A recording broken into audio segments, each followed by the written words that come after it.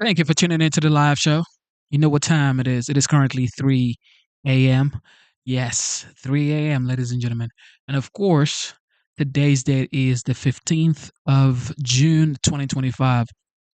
And you know what day it is? It is it is Father's Day, ladies and gentlemen. Happy Father's Day to all the fathers out there doing their duties, doing their jobs, working hard every day to pay the bills, to cater for their family, to love on their wives, their kids, and to communicate love and greatness to the people that they love, and also for contributing to the society. So, thank you to the fathers. I myself, I am a father. I got a 5-year old daughter. So, of course, I I know how it feels to be a father for sure. It's sometimes overwhelming, but for the most part, it is a blessing. It is a privilege to have yourself in this world and to have a mini you, like a small version of you, looking at you and saying, "Hey, daddy," that feels good. Like that feels so good. So, first of all, I want to say happy Father's Day to the beautiful, awesome, brave, strong fathers out there. God bless y'all. All right, with that being said, you know what time it is. The United States Army, the great, fierce, unstoppable United States Army celebrated 250 years of bravery, of victory today. Well, yesterday. But we're going to take a look at the 45th, now the 47th president of the United States. He also celebrated them. But coincidentally, his birthday was also yesterday. So double celebration. Some people are saying, especially the liberals are saying that, well, he's using the army to celebrate his birthday.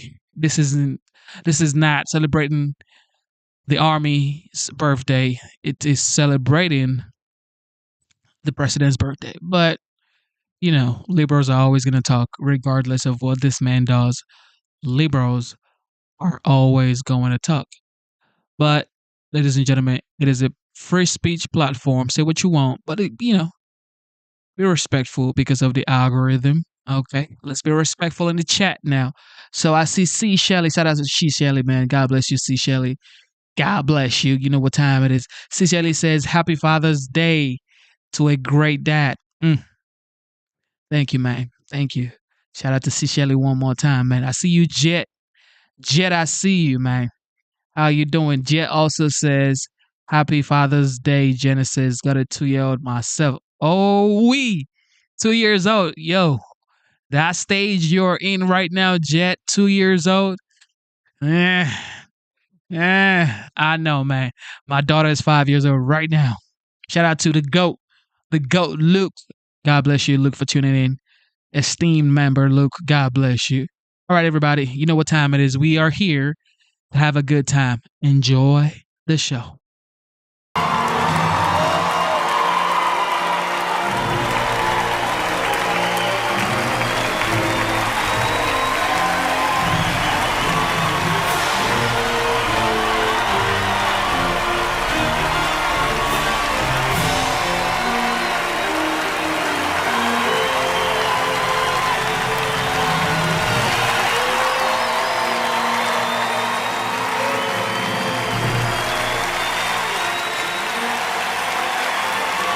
Thank you very much, everybody. And thank you to Vice President Vance. And thank you to our wonderful First Lady.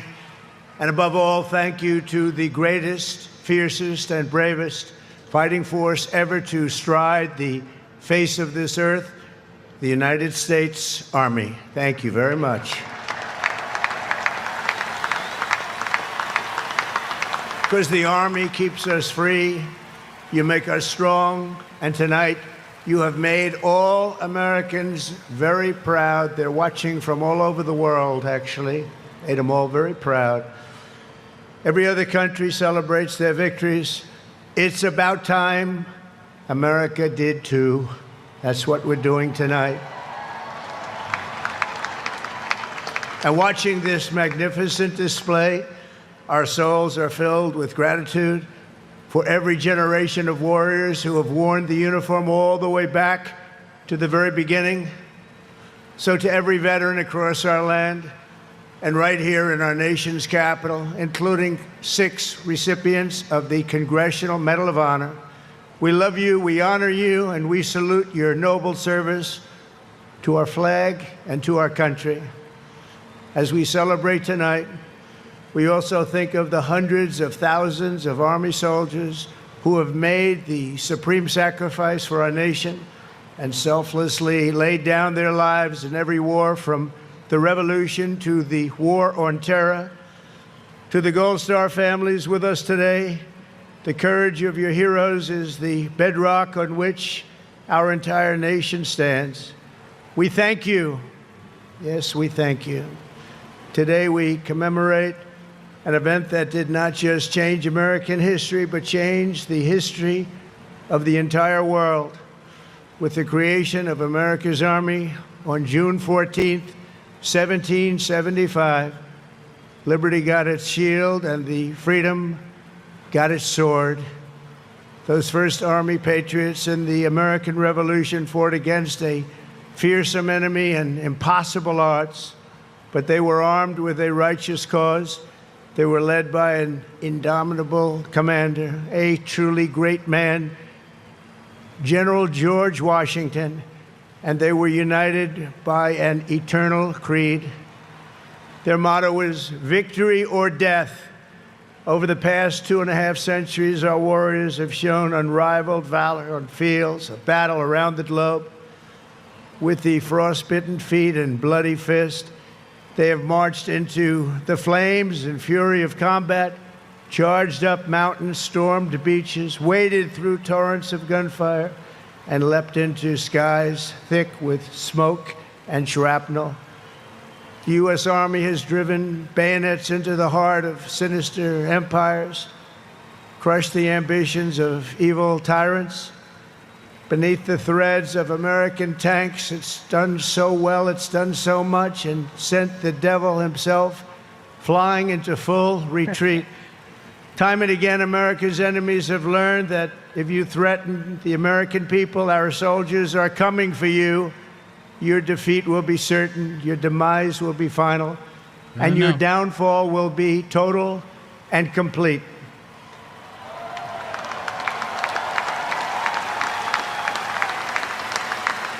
Because our soldiers never give up, never surrender, and never, ever quit. They fight, fight, fight, and they win, win, win. And that's why no institution in history has entered more names into the roster of American heroes than the U.S. Army, the Congressional Medal of Honor, more than anyone or anything.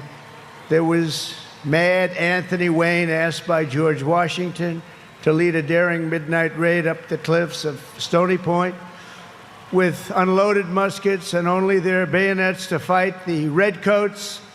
Mad Anthony replied, "Issue the order, sir, and I will storm into hell for you." Then there was the Civil War general, John Corse, shot in the face in combat. He fired off a message to his commander: "I am short a cheekbone and one ear, but I am able to whip the hell out of all of them." He stayed on the front lines, it seemed forever. In World War II, there was the great Creighton Abrams, besieged on all sides by the Nazis at the Battle of the Bulge. He boldly proclaimed, "They've got us surrounded again, the poor bastards." This is the fighting spirit and unyielding force of the U.S. Army. It has never changed and it will never, ever change, because there is no earthly force more powerful than the brave heart of a U.S. infantryman or an Army Ranger, paratrooper, or Green Beret. They are the best. They are the finest. From Bunker Hill to San Juan Hill, from Gettysburg to Guadalcanal, from Yorktown to Shiloh, and from the trenches of the Argonne to the mountains of Afghanistan, the Army has forged a legacy of unmatched courage, untold sacrifice, and unequaled and undying glory. Our soldiers have poured out their blood by the bucketful on Missionary Ridge and Heartbreak Ridge, on the sands of Sicily, Normandy, and the Philippines, and on the dusty streets of Da Nang, Baghdad, and Fallujah.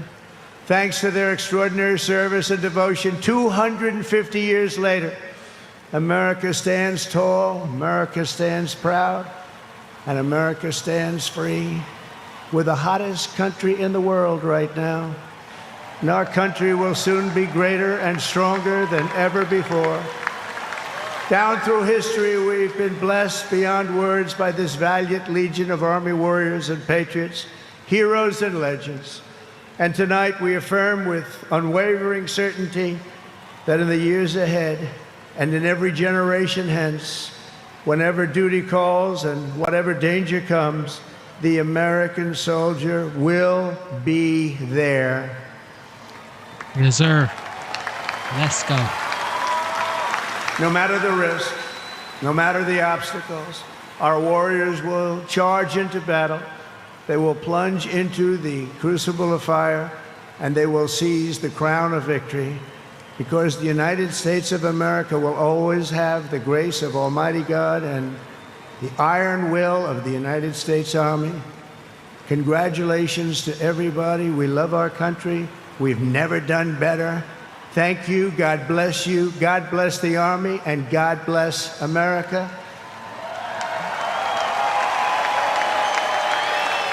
And now I'd like to ask our great First Lady to join me at the podium. Thank you very much, everybody.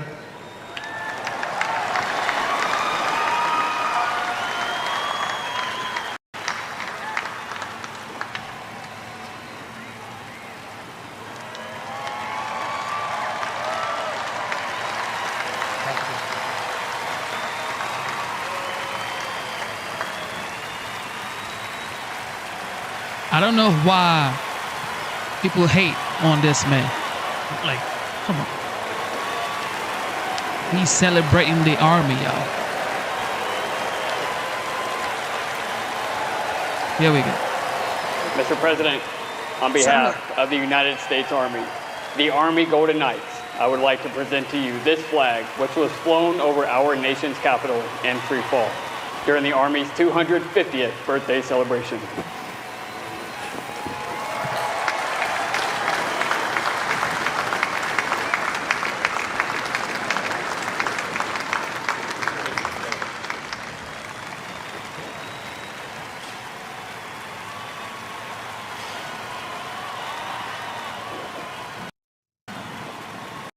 This right here is greatness, all right?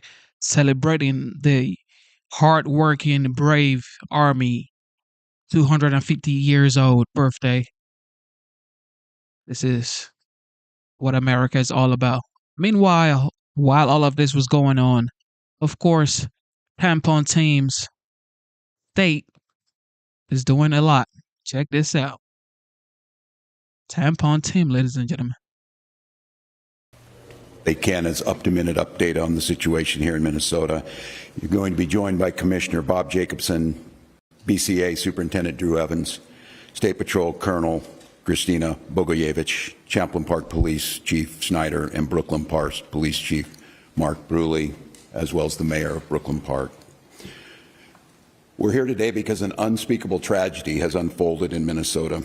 My good friend and colleague, Speaker Melissa Hortman, and her husband Mark were shot and killed early this morning in what appears to be a politically motivated assassination.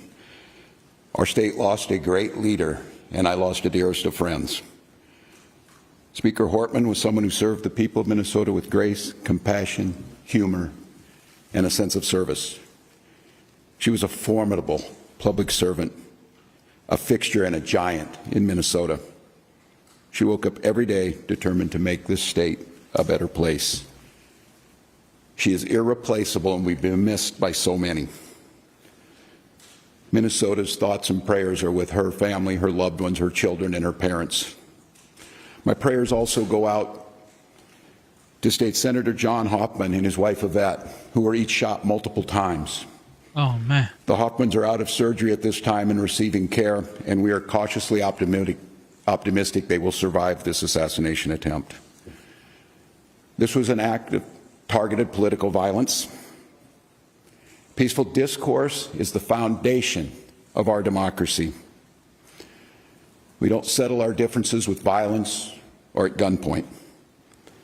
In the state of Minnesota, and as recently as last week, in the most closely divided state legislature in the country, we sat down, we worked things out, we debated, we shook hands and compromised, and we served the state of Minnesota together.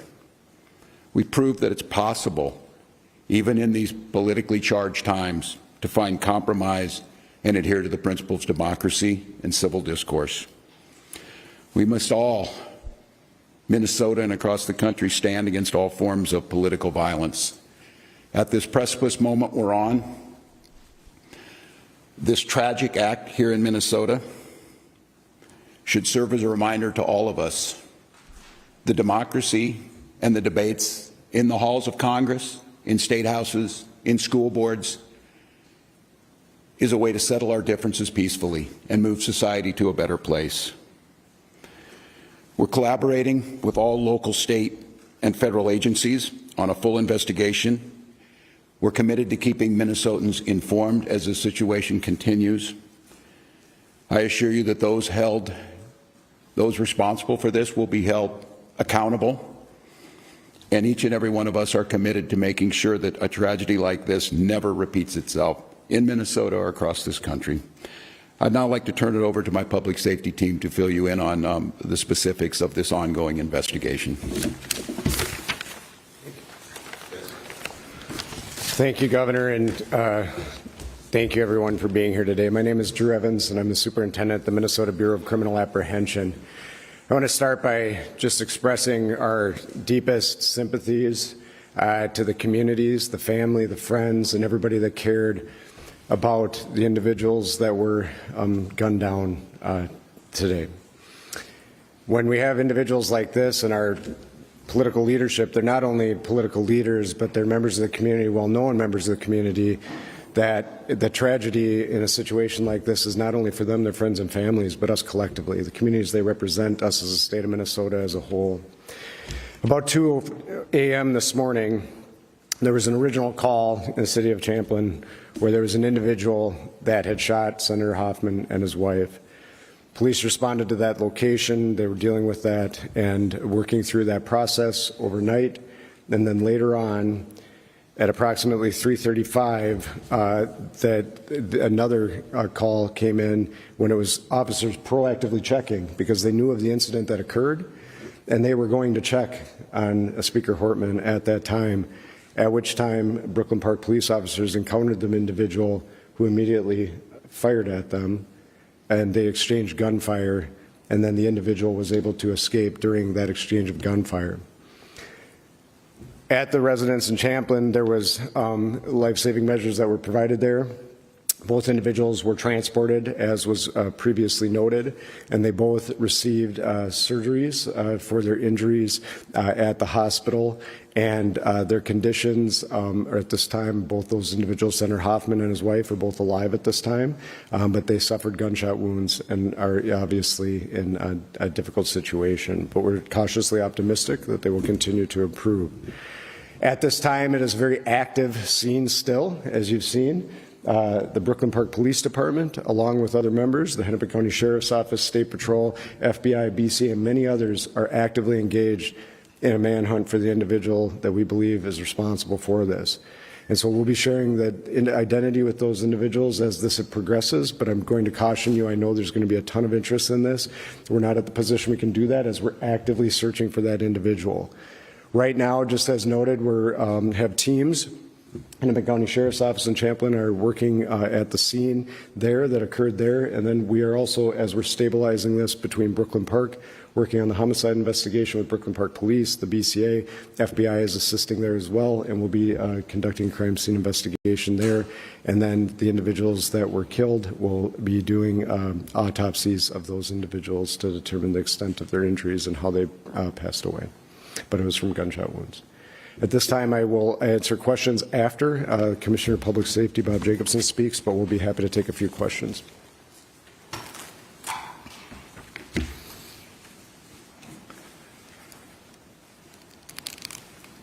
Thank you, Superintendent Evans. My name is Bob Jacobson. It's my honor to serve as the Commissioner of Public Safety for the state of Minnesota. This is a dark day today for Minnesota and for democracy, but we will not allow fear or violence to define who we are or how we move forward. We will stand together and we will stand strong. Our hearts, of course, go out to the victims, their families, their colleagues at the Capitol, and to the communities that they serve with dedication and with integrity. These are public servants, leaders who committed their lives to improving the lives of others, and they were targeted in a violent and cowardly way. The suspect exploited the trust of our uniforms, that our uniforms are meant to represent. That betrayal is deeply disturbing to those of us who wear the badge with honor and responsibility. We want to reassure the public that there is increased security in place for elected officials and others who may be at risk. If you see anything suspicious, especially involving individuals impersonating law enforcement, please report it immediately by calling 911 or your local police department. With that, I'll step back and we will be available for any questions.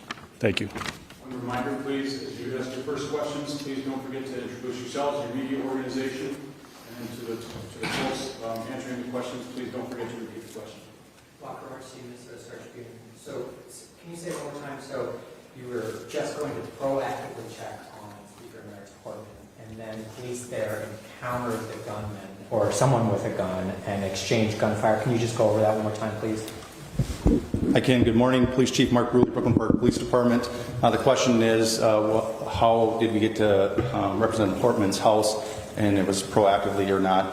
The circumstances that unfolded in Brooklyn Park this morning is that we assisted the Champlin Police Department on a shooting. That shooting was made aware by one of our sergeants that it was at Senator Hoffman's home. In hearing that very intuitive sergeant asked our officers to go check on Melissa Hortman's home, the representative that lives in our community, just proactively as due diligence to swing by. That police officer and his partner pulled down the street when they arrived at Melissa's house. They noticed that there was a police vehicle in the driveway with the lights, emergency lights on, and what appeared to be a police officer at the door coming out of the house. When our officers confronted him, the individual immediately fired upon the officers, who exchanged gunfire, and the suspect retreated back into the home. Was this an actual police officer or impersonating a police officer? Yes, the question is, was it a real person or a person impersonating a police officer? It was not a real police officer. This is somebody that clearly had been impersonating a police officer, again, using the trust of this badge and this uniform to manipulate their way into the home. So Chief Burley, Janitorial Pier 11, the person not only was wearing a badge, posing as a police officer, when they approached their victims, they had a car with lights and sirens? Yes, the question is what kind of vehicle, how were they dressed? They did drive a vehicle that looked exactly like an SUV squad car. It was equipped with lights, emergency lights that looked exactly like a police vehicle. And yes, they were wearing a vest with taser, other equipment that would, a badge very similar to mine, that no question if they were in this room, you would assume that they are a police officer. Chief Bruley, Adam Duxer with WCCO News. Can you describe the moments after that played out? You said the person went into the home, and then can you help us understand the next 10, 15 minutes of how we got to the point we're at now? Yeah, briefly, although I'm just going to remind us that this is an absolutely active investigation. We have thousands of people sheltered in place in the city of Brooklyn Park right now. We are in an extensive manhunt involving hundreds and hundreds of police officers and SWAT teams searching, gridding off areas as we believe confidently the suspect had fled out the back of the house after being confronted by the police. Very briefly, after the officers had exchanged gunfire and the suspect retreated into Melissa's home, they immediately went up to the threshold and looked in and seen a male that was down, clearly had been struck by gunfire. They made limited penetration, grabbed a hold of the male and drug him out to safety to attempt first aid. However, he was pronounced dead shortly after that. At that point, the officers surrounded the house, got additional resources and SWAT resources, and then ultimately went in with a drone identifying a female in the home. How far apart are the two scenes? About 8 miles? I would say, yeah, somewhere around 5 or 6 miles apart. How much do you know about did the person that was impersonating an officer who allegedly shot these people, did they knock on the door and people came to the door, or did the person break into the home? Yeah, it was knocking on the door and asking the person to come out, absolutely impersonating a police officer. Do you all have the suspect's car? We do have the suspect's car. Suspect is on foot. That is what the large-scale search is currently going on. I just remind residents of Brooklyn Park, I know it's been a long time, but those that are in the grid that we gave the alert out to continue to shelter in place. We're also reminding them that if somebody comes to the door and they knock on the door and claiming to be a police officer, please do a couple things. One, call 911 and confirm that the officer belongs there. If they are a police officer, dispatch will be able to confirm that that person is a police officer. Also, we've informed all our officers in Brooklyn Park that they are not to approach anybody by themselves. They're to approach in pairs, meaning 2 officers. So if there's only 1 officer outside the door, do not answer the door and call 911. If it's a Brooklyn Park police officer or any of our partners that are assisting, they will come in pairs of 2 or more. Do you know if the gunman said anything? I'm sorry, one at a time. Do you know if the gunman said anything, like when you knocked on the door, did he say anything to like Senator Hoffman or anything? We do know that he did, but I'm going to hold that back as part of the investigation right now. You guys did detain someone for information? Is that accurate? This is a very large-scale search, so we have detained several people and questioned them, but we do not have anybody in custody at this time. I know you may not want to identify that person publicly, but have you privately identified the suspect? We have people of interest that we are looking for. Michelle Griffith, Minnesota Reformer. Other than that, these are 2 Democratic lawmakers. Is there anything else to suggest that this is politically motivated? Again, I'm going to hold back most of the information. This is part of the investigation that we completed. This is rapidly evolving, just occurred a few hours ago, and we're trying to sort it out. We have partners from the FBI, the BCA, the Hennepin County Sheriff's Office, and almost every suburban agency in our community helping us with this. So it's very complex and working on it. What I will tell you, when we did a search of the vehicle, there wasn't a manifesto that identified many lawmakers and other officials.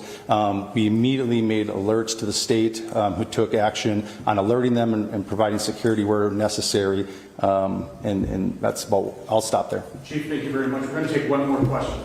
With the PCA, can I ask you use the word target, and that's kind of along the lines of Michelle's question in terms of politics, Democrats, Republicans. These are both Democratic lawmakers. You said the word targeted, so targeted because they're politicians or targeted because they're Democrats? Well, so the question is were they targeted, and when I use the term, why am I using the term? As Chief Bruley noted, there was a list of individuals, and the individuals that were targeted in this situation were on that list. And so when we're looking at that, as Chief Bruley said, it's far too early in the investigation to be able to provide information, but I do think we'll be in a position where we'll be able to develop the motivation behind these attacks, and we'll be able to provide more information as this unfolds. And so that's part of the reason we're using it, is I think there's some preliminary information that is telling us kind of where this is headed, but we need a lot more work done by all the teams that are here working on that to be able to provide that with you with a degree of accuracy. Are you sorry to say how many individuals were on that list? Quite a few. Rally in the Capitol today. Thank you. Is that still? Yep, hold on. Colonel, do you want to talk about the rally at the Capitol? Thank you. Yep. Good morning, Colonel Bogojevich with the State Patrol. We are aware of the demonstrations across Minnesota, including the Capitol and across the nation. We will work with our state partners and our local partners to provide security and safety for those that attend. Christine Miller, Primary Press, can you confirm that you will have a sniper station at the Capitol today? The question was, will we have a sniper at the Capitol? We don't discuss our security plans on the Capitol grounds. Colonel, thank you. They better be. Good. Thank you.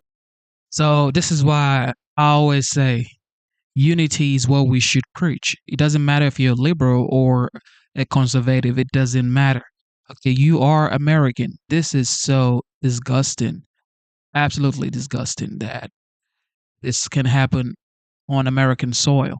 I mean, you have people, countries ready to really end the greatness of America. And here we are in America fighting each other.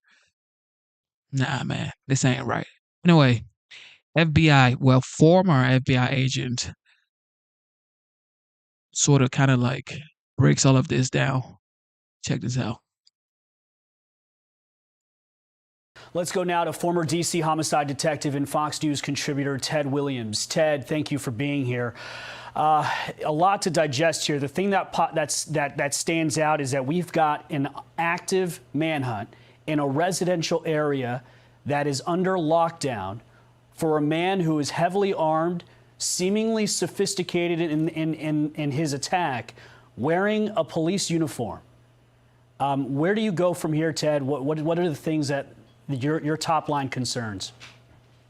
Well, my first concern is this just limited to that area and those politicians in that area, or is this something that is that could very well be nationwide?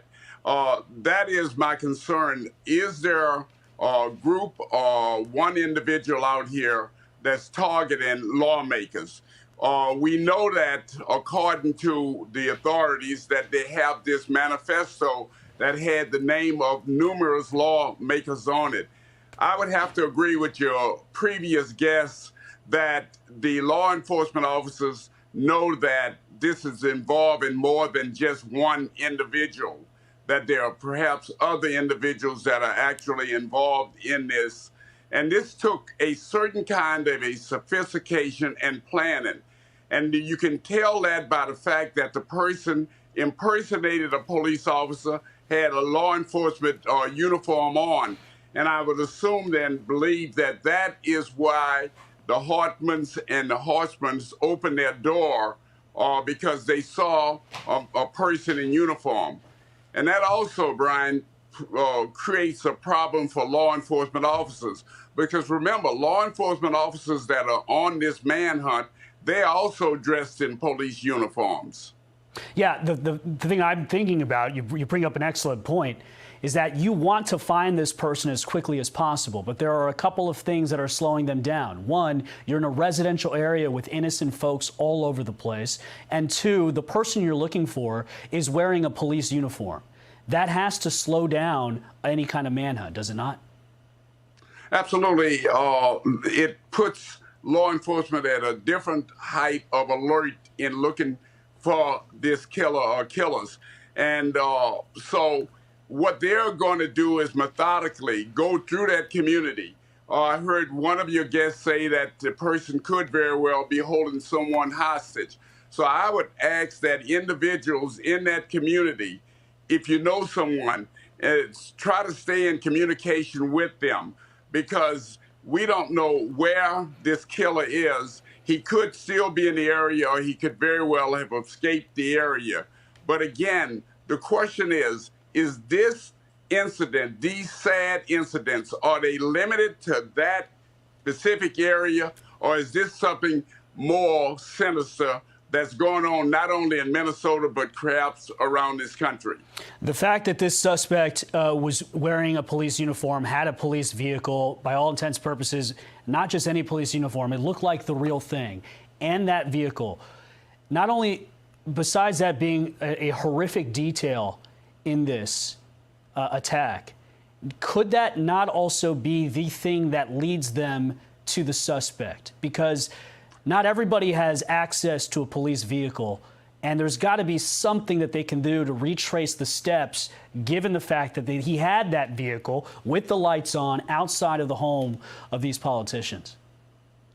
Absolutely. That vehicle now is in the hands of the federal agents, and I am sure that they are going through that vehicle with a fine-tooth comb. And that vehicle will give them a great deal of information. It would not surprise me if they have a Pacific focused suspect as the result of that vehicle and the contents of that vehicle. So the investigation, while that whole area is in fact a crime scene, they are focusing specifically on that vehicle right now because that vehicle holds the clue to the killer in this case, in these individuals, unfortunately. And obviously it held one of the biggest clues, which was the manifesto that police said they found in that police vehicle with a list of politicians' names, which led them to conclude that this was a politically motivated assassination of one former House Speaker and her husband, and as well as the attempted assassination of State Senator John Hoffman and his wife, Yvette, who, by the way, at last check, they were shot multiple times or out of surgery, and we'll give you an update as we get it. Let's bring in former FBI Special Agent Nicole Parker to join the discussion along with Ted. Nicole, the FBI is on the ground investigating. We know this. At this point, when the FBI is now involved in what is a residential situation with a man dressed as a law enforcement officer. The very first thing I thought about was the Boston Marathon bombing when they looked door to door in a residential area for Tsarnaev.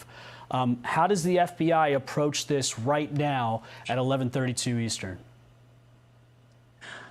All right, Brian. So here we are again, another awful tragedy. People using violence to deal with their personal grievances. Obviously, this does appear to be very much politically motivated. The manifesto is going to be extremely important. The FBI's involvement is going to work hand in hand with the local and state partners. Obviously, the locals are the ones that are initially responding. I actually have worked threats to, senators here in Florida. I've worked these types of investigations in the past, and they will determine who has the best jurisdiction, what the charges would potentially be. But right now, the number one priority is the safety of the community, like you mentioned. This individual did interact with legitimate law enforcement, went out the back, and now we have the manhunt going.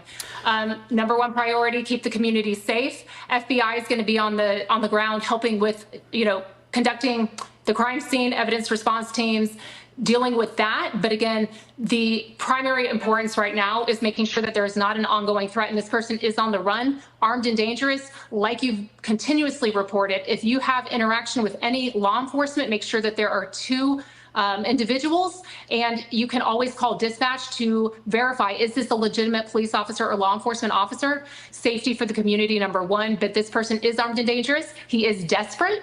I think a very important piece of evidence that the FBI or any law enforcement agency would be looking at, was there a Ring doorbell camera right there at the front door when they approached the door of the... And that right there is key.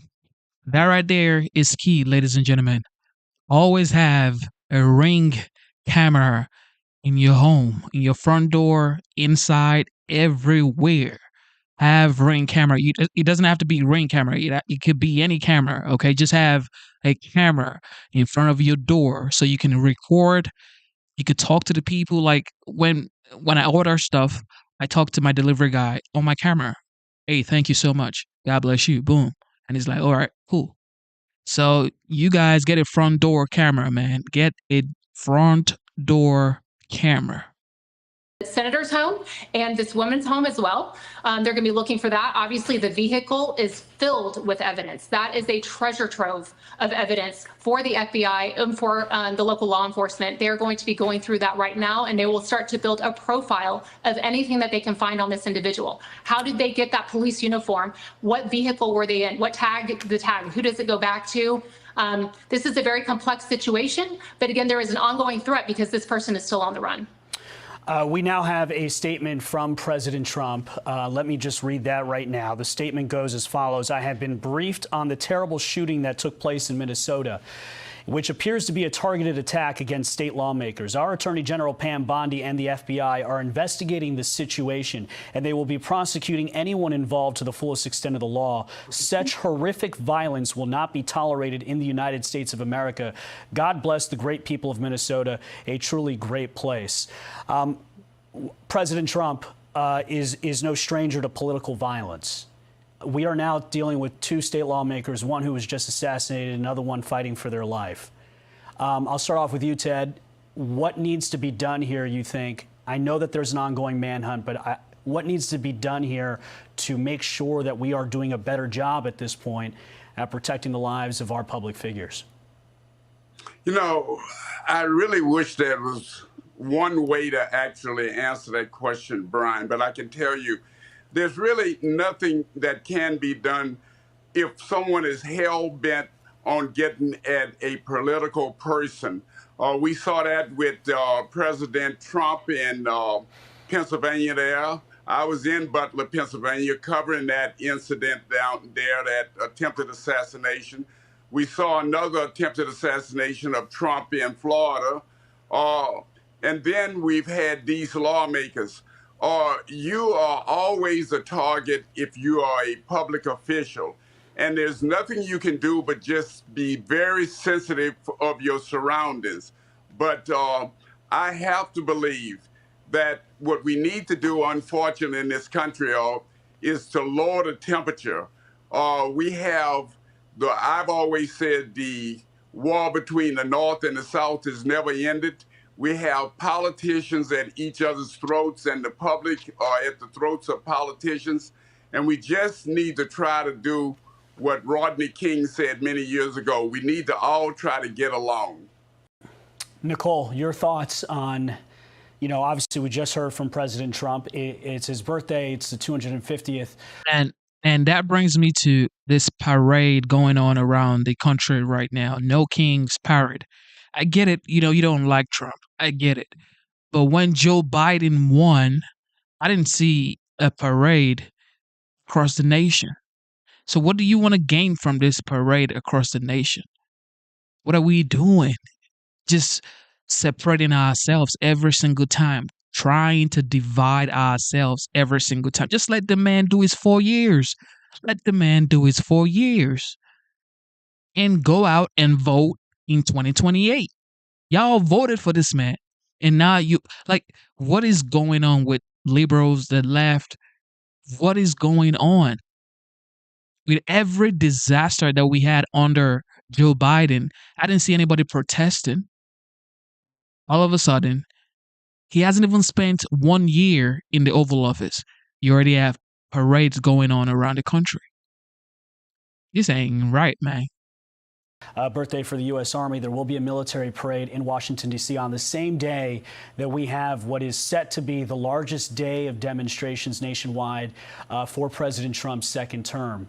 Taking all of that in context, your thoughts on what the FBI needs to be doing here to perhaps do more to protect the lives of our politicians? Just like Ted said, I mean, I wish that we could just tell everyone just take down the hate, take down the violence, take down, I mean, the hate and disgust. I mean, what we saw President Trump go through is absolutely unacceptable. It is evil. It is disgusting. It is wrong. And what we are seeing this morning, no one should be losing their life as public servants or former public servants who are trying to serve their communities. And again, the grievances that people have, turning to violence to solve their problems, that's not going to solve the problem. And like Ted said, unfortunately, there's not just something that we can do to make everyone simmer down. But I think looking at these riots and what's going on nationwide, you know, this is not okay. What's been happening in LA is unacceptable. The hate for law enforcement, what law enforcement is having to endure is just disgusting. It is despicable that this is even tolerated in our country. And thank goodness that we have President Trump in charge, who is saying we are not going to tolerate this. We are going to respect our law enforcement.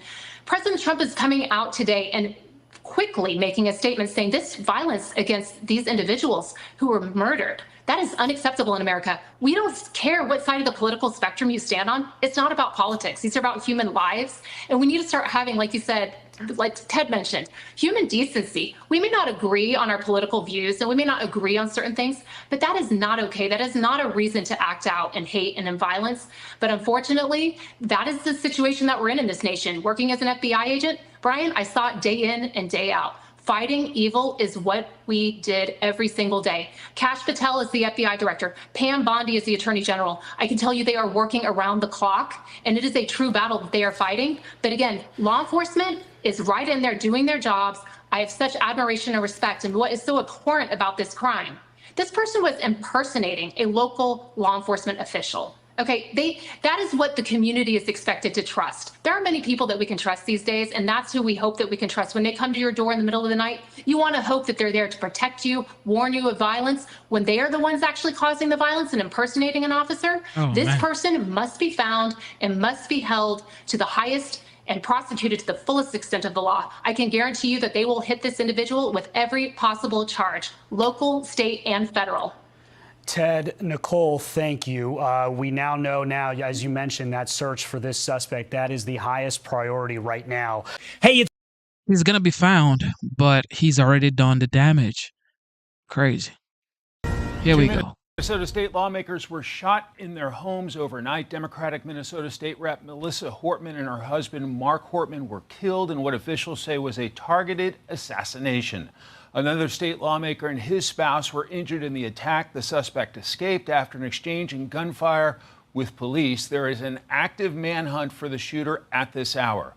Welcome to Fox News Live on a busy news day. I'm Mike Emanuel in Washington. For a reaction to the deadly shooting in Minnesota, let's bring in former FBI Special Agent Ren McEachern and former federal prosecutor Jonathan Fahey here in our Washington studio. So, Ren, what we're hearing from authorities is the suspect dressed up as law enforcement, had a uniform, had evidently a badge, had even a vehicle that looked like a police vehicle, targeted assassination of elected leaders in Minnesota. What's your reaction to that? Where does your mind go? Yeah, this is really worst case scenario in my book, because when you think of a police officer in uniform, that's the person you can trust almost every time. And to think that they're using that level of trust to take advantage and really commit this assassination essentially is very complex. And now for the law enforcement involved, not knowing who this person is, this whole area is going to be flooded with law enforcement. They may not know each other, right? They don't know different departments, different federal agents coming in. And there's going to be a big problem with identification. And then there's going to be a bigger problem with the perimeter that has to be set up. There are so many complexities of this crime, but this is horrific. And this is really going to be a trust issue going forward. One of the things that I thought was really important on the press conference where the police chief said is that when they're someone's approached by a police officer, they'll be in twos. So that's really important that people need to realize this. But it also is about knowing your neighbors, right? Neighbors should be calling each other, right? Saying, hey, is everybody okay? The other part of the story is, where is this guy? Is there a barricaded situation now? That further complicates this, right? And then they have to figure out who they are. So they're going to do a house-to-house search, and now they know this guy's obviously ready. He's armed and dangerous, clearly. There's so many complications in this case. The other side of this is there's also a lot of evidence in this case, right? It sounds like we have a vehicle, right? I'm sure we have now, looks like some of the survivors could be eyewitnesses to this. You're going to have ballistic evidence. We know there's going to be DNA evidence, fingerprints likely within the vehicle, all the surveillance cameras. But right now it's about flooding all of the resources in. Thankfully, we know that Attorney General Bondi's already chimed in and said they're on top of this. I know the FBI and Kash Patel's groups are already sending massive resources. We know the administration and President Trump also chimed in. So they're going to get excellent resources.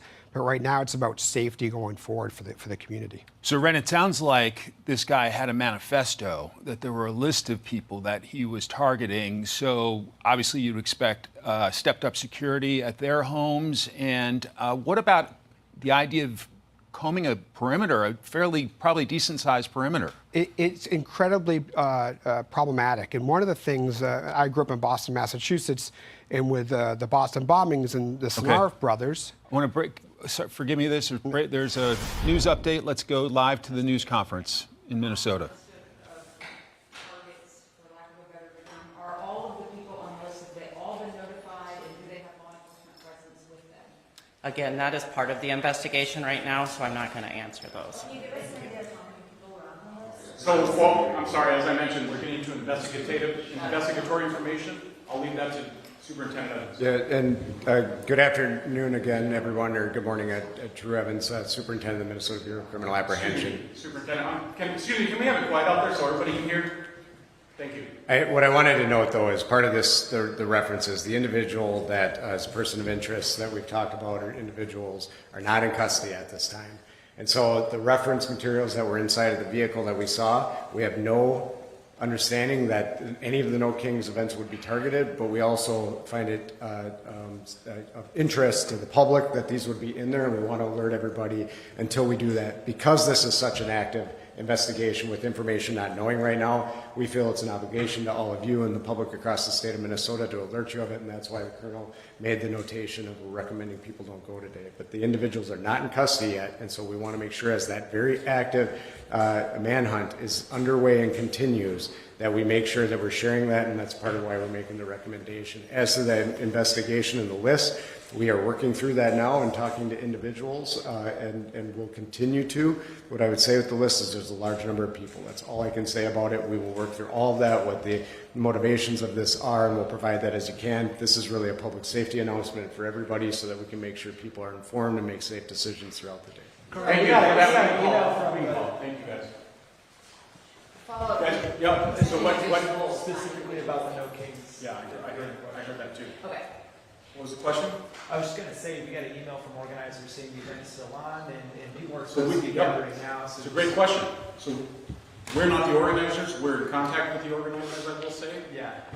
However, as you heard the message the Colonel gave, we've also put that out on State Patrol social media pages. And then I think with that, you will see that there's also a photo that goes along with that of what we found inside the car regarding the No Kings rally. Social media, State Patrol social media pages, and I believe it's also being shared in the Department of Public Safety social media pages. All right, thanks, guys. As I've done before, Got an update from Circle Pines, Minnesota. Authorities there giving a brief update for journalists, trying to give them the latest information. Sounds like some evidence may be put out on social media so people are aware of what we're dealing with here. What caught your ear? I heard them mention individuals, plural. What about that? Yeah, and I heard the same thing. This is a big shift, right? Initially, we heard one shooter on foot. Right now, individuals, often early information is incorrect in these matters. And so you have to now assume there's one to two or multiple shooters. Again, another level of complexity. Are they together? Are they, again, going back to the Sanarif brothers, those guys were together when on the run. And you have to think about, again, it's always a safety issue. How can we take care of that? And that's why they're probably going to have to put some information out. They likely have some understanding of who these people are or persons are. If the vehicle's registered to them, right, they may have some sort of identification there. But they're going to try to get photos. They may have ring photos or surveillance photos, because it's so critical to get a photo out of this person, because the community is in lockdown and safety is paramount. But now 2 or 3 shooters now just ratcheted up the level of violence that's capable. And remember, these guys are on the run, right? They've already committed an assassination. We know they're clearly armed and willing to kill. And they're likely happy to probably shoot it out with however they get caught. The other problem here, as we were discussing, is the barricaded situation, right? They're going to have to go house to house, not just answer the door. They're going to have to clear each house. Every single inch of that house, of that building, has to be cleared, because someone could answer the door and say, oh, he's not here, but he's behind the door, holding a gun to them and say, hey, don't tell him I'm here, right? So they have to clear each house. And so this is a very long process. One of the other parts about, I was mentioning going to the Boston bombing example, the Sanarif brother that was actually captured, he was outside the perimeter. So I'd also tell people, even though you may be outside the perimeter, everybody should have their head on a swivel. The whole community around that needs to be very careful about watching and seeing things. The community's also got to play a big part in picking up that phone, calling 911 when they see something that doesn't seem right. this is also a part of the community reaching out to 911 to make those calls. Former federal prosecutor Jonathan Fahey, where does your mind go as you hear these latest facts from authorities there in Minnesota? Well, it is pretty interesting because if it really, and I was, wasn't sure that's what he said until he said it twice about individuals. So this really cuts against the earlier advice that people were given to don't respond to police unless it's two of them. Well, if there are now two shooters, that certainly cuts against that and puts a greater risk to people when they're interacting with police, which certainly in this neighborhood today, people are going to be interacting with police because they're going to be interviewing people, gathering evidence. So this really makes it even more scary. And this whole situation is a horrible situation because sort of the obvious, you want to be able to trust police, but it does, you have all of these incidents of swatting and all of these things going on now, and it makes those even more dangerous for the people that are the victims of swatting, but also the police that are responding unknowing that they're being called to something that doesn't exist. And when I was a federal prosecutor, I prosecuted a case, I don't want to say similar because there are a lot of differences, but the perpetrators all dressed as police officers to gain entry into the home and killed 3 individuals. So this isn't an unusual tactic. It is in this case, but in many instances, people will dress up as police maybe to commit robberies and things like that. But it does just, as Ren was saying, just makes it more complex, more dangerous. And we certainly expect these people will be caught. And what's in that manifesto is going to be important as to motivation, but it may not be as important as the immediate need, which is just capturing these people, getting the public safe. But all of these things make it just really puts a whole community on edge and really the whole country on edge with so much going on. And this thing when they talked about they made reference to the No Kings event. Does this mean that they were going to target this event? Does this mean they were associated with the event in some way? We don't really know, and I guess it doesn't really matter what the motivation is right now. It's just how do we catch these guys and stop the threat? I want to read to you a tweet from the Minnesota State Patrol. It says, given the targeted shootings of state lawmakers overnight, we are asking the public to not attend today's planned demonstrations across Minnesota out of an abundance of caution. So these are protests by liberals, Democrats, progressives, however you want to label them. And so clearly there may be something in this manifesto that they found that is raising cause for concern. Jonathan? Well, and I hope people don't attend just for that reason, because we don't need more violence on top of this. And there'll be, many more opportunities to make the same political point that these protesters want to make. But it is interesting what is in there. And the other thing that they did mention that I think that the second person on the press conference talked about they were making appropriate notifications. I assume these were individuals that were maybe listed in the manifesto that may be targeted. So to make sure, not only make sure they're warned, but maybe make sure they're also safe currently, make sure they've been made contact with to make, because they could still be trying to target these individuals, or they could be seeking to flee. We don't really know where their heads are at. And what Ren was saying, if they're willing to do this, maybe they're willing to clearly kill for a cause. They certainly may be willing to die for a cause as well. So these threats on these individuals may not be over right now. I do think, though, if they're making the specific request not to participate in these protests today, to me, I think there's probably some articulable, evidence that is part of the scheme here. Clearly, there's a lot of preparation went into this, right? A lot of premeditation went into this. They were very organized. They took very detailed steps to do what they're doing. And we don't know if it's just this group, right? This could just be one part of a larger cell that's operating. That's where it really becomes quite concerning. And so for them to say no on going forward with the protest, there has to be, especially in Minnesota, there has to be something, I think, quite serious, and the public really should listen to that, because now it's really getting, the ratcheting up of violence is really getting to a whole new level here. Gentlemen, thanks for your analysis. Great. Exactly. A lot is going on. I mean, with the protest, what are they trying to achieve? Do they want this man to say, okay, I'm tired of being the president of the United States, I'm going to impeach myself, or I'm just going to resign? What are they trying to do? I don't get it. Anything to incite violence. In my opinion, that's what I see. But we are Americans, and we should let the man the people voted for be the president. Let him finish his 4 years, and you're going to get another chance to vote. Okay? You're going to get another chance to vote. I don't get it. No Kings protest. What are you trying to achieve with that? And I saw Mark Ruffalo, what is his name? The guy that acted Hawk, the Hawk guy in Avengers movie. He's there protesting with them. Oh my goodness. All right, here we go. Break it all down. Jonathan Turley, George Washington University law prof and Fox News contributor.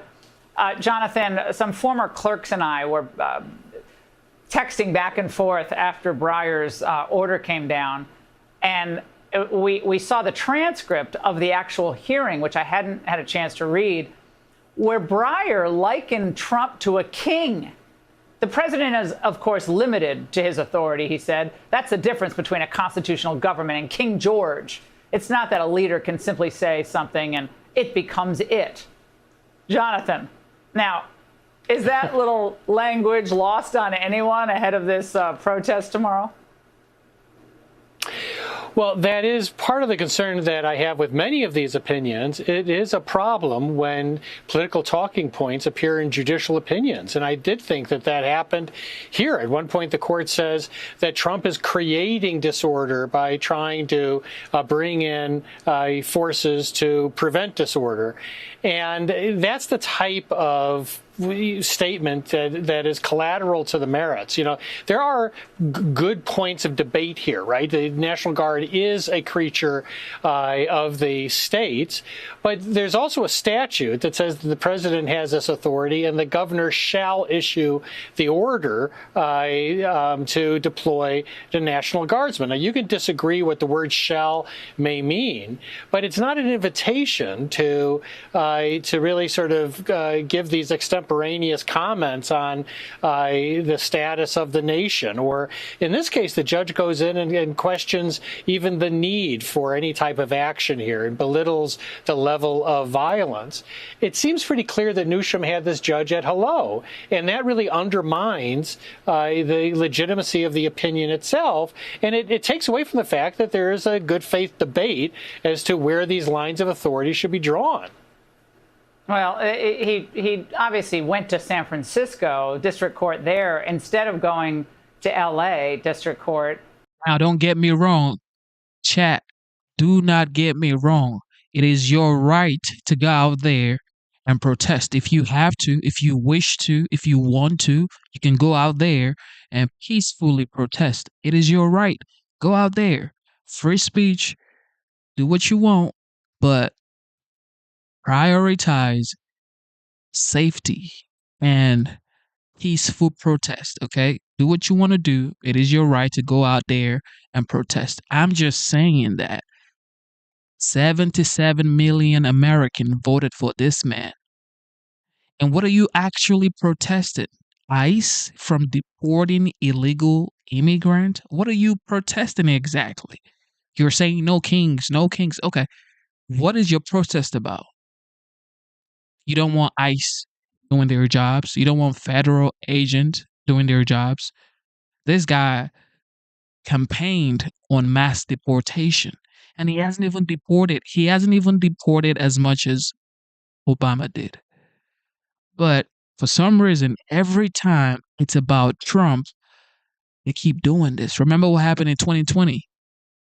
Every time it's about Trump, this keeps happening. I don't know why.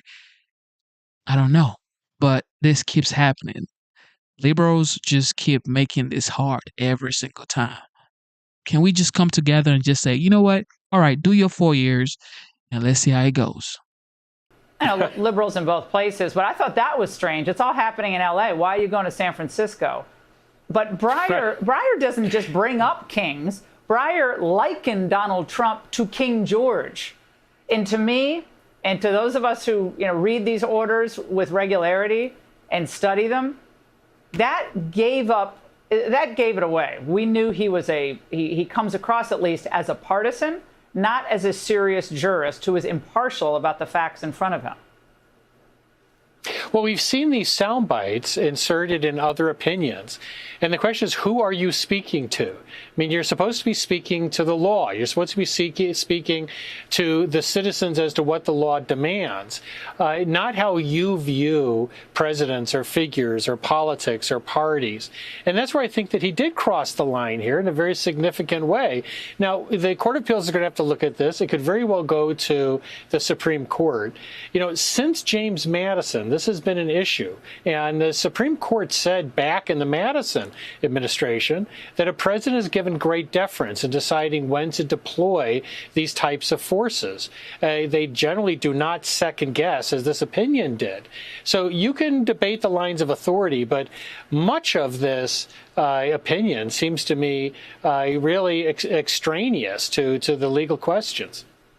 Yeah, and Jonathan, a lot of us think that this is all a prelude to, if the Democrats regain control of Congress, to impeachment proceedings, whether against cabinet officials, you know, take your pick, whether it's Kristi Noem or the president himself, that the Democrats are setting the narrative piece by piece. And that's what we're looking at with all these cases. So what, they're going to try to impeach him? I take an even dimmer view of this, and listening to some of these politicians on your show in these clips, I mean, it's as if they become a party of Jacobins, that they are, endorsing the most extreme possible actions. You know, I just wrote a book on the age of rage, and this is what rage does. It gives you a license to do things and say things you would not ordinarily do or say. And what these people won't admit, what they won't admit tomorrow, is that they like it, and that they need it, and that it's contagious, and it's addictive. That's what rage is, and you're going to see that tomorrow. Yeah. It's chaos is their oxygen. I'm telling y'all, man. This man won the election fair and square. He almost lost his life running for re-election. And he won. What else do you want? Now you're trying to impeach him again? You impeached him twice the first term. Now you want to impeach him again. This ain't right, man. All right, Pete, exit. Here we go.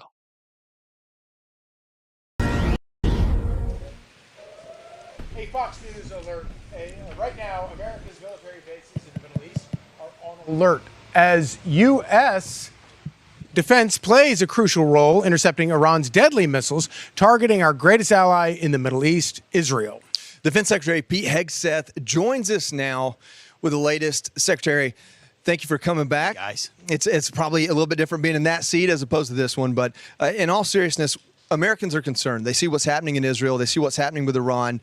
What's the latest you can tell us? Well, I can assure you and the audience we're monitoring this in real time. The Defense Department has been tracking it at every level, and to include when it started and throughout. Had a meeting just this morning, and the president has been leading the way on setting the tempo of how we look at the region and ultimately recognize, a couple of days ago, Israel believed in its own self-defense. It needed to take action against nuclear capabilities and ballistic missiles, and we saw the response from Iran. We've seen that. The U.S. is postured to defend our people in the region. We've got significant assets in the region. We are robustly postured to ensure that our people, our bases, our interests are safe.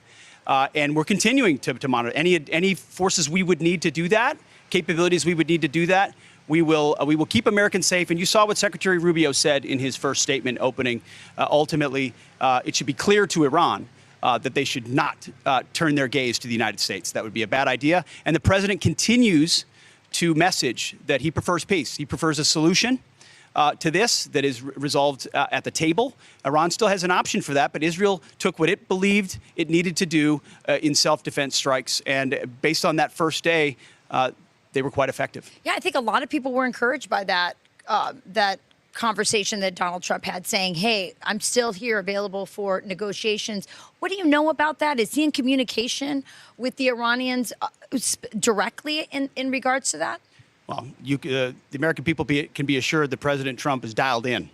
This is not an auto pen moment. We had that where the world saw our gaze distracted or not paying attention at all. President Trump is dialed in. I get to see it every single day. He knows every single dynamic of what's going on here. And I'll tell you what he's doing, Rachel. He's putting America first. Good. And you understand, hey, how many factors there are, how many dynamics there are in the world. But his directive to me and to the chairman of the Joint Chiefs and throughout our forces, hey, make sure you are robustly postured and prepared. And we are. Has there been anything about the initial attack or the response that has surprised anybody in our government? Obviously, we weren't, there's some things that we're not going to know about. Right. However, it was, in many ways, we understood what Iran's capabilities are. You understand, for the most part, what Israel's capabilities are. And so I wouldn't say there are any major surprises. That's our job, not to be completely caught off guard, to sort of understand the situation in front of us and then calibrate accordingly and provide maximum decision space to the President of the United States to keep Americans safe. So I wouldn't say we were really surprised by any dynamic of the back and forth that's been ongoing. But we're monitoring it closely. The Israeli people have the Iron Dome, and we've seen it be very effective. There are a lot of U.S. troops in the region and other countries. Do we have the assets in the region now to protect our troops similarly? No, Joey, that's our job. That's our sweet spot of what we're focused on.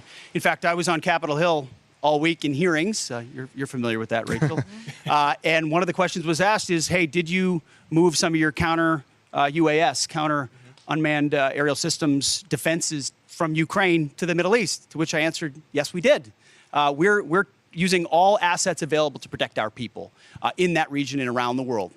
Because it's a different landscape in defense these days. Yeah. Smaller systems like that can pose a big threat. We're as prepared as we can be. Yeah, you got the whole idea of war is just changing right before our eyes. How this equipment versus the drones it's scary. versus It's scary. It really is. But we've got the right people on the job. All right. Well, we're gonna move to this. Donald Trump on Friday afternoon said that the Iranians were hit 10 times worse than they thought they would be. They weren't ready to negotiate. I think they may be now. We'll see. Again, speaking, Pete, to that idea that, Donald Trump still giving peace a chance, still that peacetime president hopes to be. Yeah, and he made it very clear, has continued to make it very clear to them that Iran should not pursue and will not get nuclear weapons. That is not in American interest, and certainly Israel believed it was a threat to them, and so Israel took action. As this back and forth continues, as I said, we're going to defend our folks, and the president is also making, and by the way, robustly and strongly. This is not some sort of a perspective where we're worried or concerned. We're vigilant. We're prepared in a strong defensive posture, while the president continues to say to Iran, "Hey, you have an option for peace. It includes, various aspects of what's been discussed." Iran knows. They know they can come back. They're making their own decisions right now, and we hope they would choose a negotiated option. It's truly all you can ask for. Thank you. Defense Secretary Pete Hegseth, I must say, he surprised me. He's been working hard. I mean, with his troops, he's been working out with these troops. I mean, you could have your reservations about him, but is he stepping up to the job? Absolutely. So, shout out to Pete Hegseth. And with that being said, we got to say this, man. Can we just have peace around the world for a change? Can we just have peace around the world? I get it. It's hard. Peace is so expensive, man. Peace is so hard. It's like, God, can we just have peace? Now, if there's no peace around the world, okay, we could renegotiate peace. We could, find a way to find peace. But when we don't have peace inside the United States, in the homeland, that's not good, people. I don't care if you're a liberal or a conservative. That's not good. We have to stand up for peace. We have to stand up for law and order in the homeland. This is the ground where we have our families, our kids, our grandkids, our businesses, our homes. We have to stand up for peace. This ain't right. Back to Minnesota. Here we go. Let's bring in retired FBI Special Agent John Iannarelli. John, it's fortunately rare, this kind of violence in this country, but somebody went to an awful lot of work here, and that suggests an awful lot of hatred for those particular individuals. John, it absolutely does. We have seen these types of acts before, usually in criminal matters for home invasion, for financial gain, or revenge of some kind. But to do this, to target politicians, all the effort, the uniform, the car, the police lights, etc., a lot of planning went into this. And I would add, John, one of the reasons they're probably still looking for this guy is he staked out the area. He looked at maps. He knew well enough of his route of escape if he needed to make one. A lot of planning and a lot of preparation on this subject's behalf. And he's frankly lucky. I mean, he got into a shootout with trained officers. One presumes he is not all that well trained with a pistol. I guess that is a big presumption on my part. But he got into a shootout with officers and apparently got away unscathed. I would think that if somebody's planning this type of attack and going through all the nomenclature of police uniforms, vehicles, etc., he's probably trained as well and able to use a firearm, able to evade gunfire from the responding officers, which he assumed at some point he's going to have to encounter and probably encounter again unless he decides to give up. This person is dangerous, and that's one of the reasons the neighbors, the area, they need to lock down and be very careful until this person is taken into custody. Think of what happened in Boston just a few years back with the terrorist attack. The shooter that was eventually arrested hid on someone's property inside a boat, and it was days before he was actually located and arrested by the police. Yeah, it's absolutely essential that people there in that area stay in their homes, lock the doors, and make sure they don't, answer them like the police have said. The presence of the FBI, what does that bring to this equation? I mean, the police there have done a great job so far just in encountering this guy at a home where they didn't know that a shooting had already taken place. But the FBI and its capabilities, what do they bring? For the FBI to be involved, it's an absolute force multiplier. First of all, you have tons and tons of agents that can come in from not only locally, but brought in from other divisions to help enhance the law enforcement manpower, going house to house, doing a search with the SWAT teams. But the FBI also has special equipment and techniques collecting evidence, using their database to look at any connection to the subject and other people who they'll spread out across the country and interview anybody who's ever known this guy. A lot of that's going to help down the road in prosecution. But right now, hopefully it's going to help in locating and arresting the subject. Since they know who he is, they presumably know his cell phone number. And even if he didn't bring it with him last night or, found a burner phone, bought a burner phone, whatever, he probably would have been making calls in the days and weeks ahead of this. Will they be able to track some of those numbers, some of those people he was calling, and find out what he was up to? By this time, the FBI already has cell phone records from whatever the provider is, and they're going to know every person they've been in contact with, and be able to look up those numbers and see who those people are. They're not only being called, they're probably being paid visits at this right moment. Additionally, they're going to be able to track previously where that person has been, looking at his cell phone history, physically, what towers he's pinging off of in the past. So they're going to know how long he's been in the area, when he's visited there before, part of his planning. And also, it may give rise to places he's gone that perhaps could be where he's trying to get to hide. Would you suspect he is still in that area, or do you think he may have had an accomplice who helped him get out of there? We don't know yet if he's working with anyone. He probably put some thought into a backup plan of how do I get away. But without his vehicle, he's going to be on foot unless he's stolen another car, carjacked somebody. And again, that's only going to be reported if the person hasn't been taken hostage. We don't know, and it would be pure speculation. My guess is they have a perimeter. He's probably hidden somewhere in that perimeter. And as your other guests have said, it's a painstaking, exact process to search every square inch to make sure he's not squirreled away in some small corner somewhere. Yeah, your memory of the search for the Boston bomber suspects is certainly a case in point. John Iannarelli, thank you.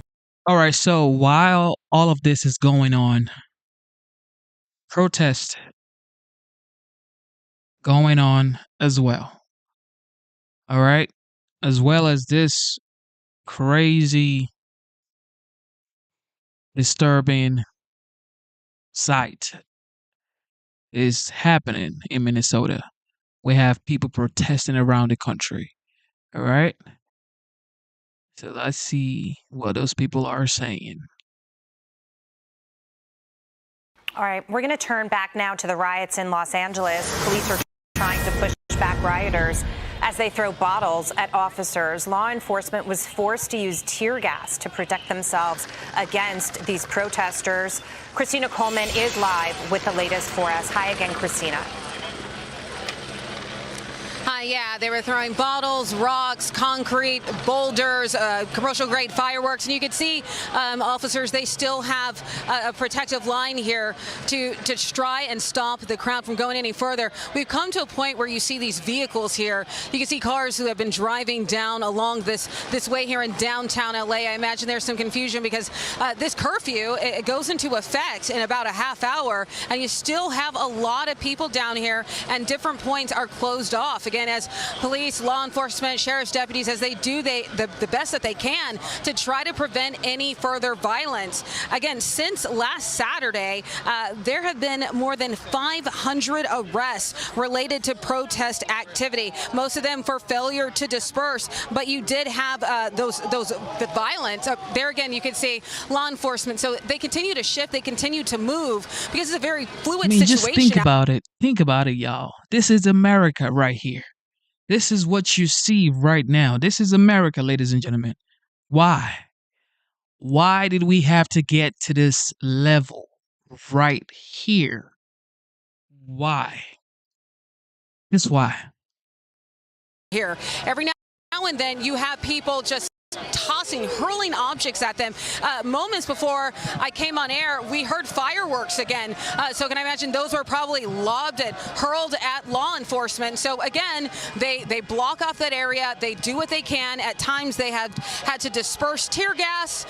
They've also dispersed those rubber bullets to clear out the crowd. So they're shouting hold here. You can tell they're doing their best, communicating, trying to hold the line here to prevent any further violence. And as we wait for this curfew to go into effect. But even before that, again, there was an order, a dispersal order for the crowd because of the violence that erupted hours ago.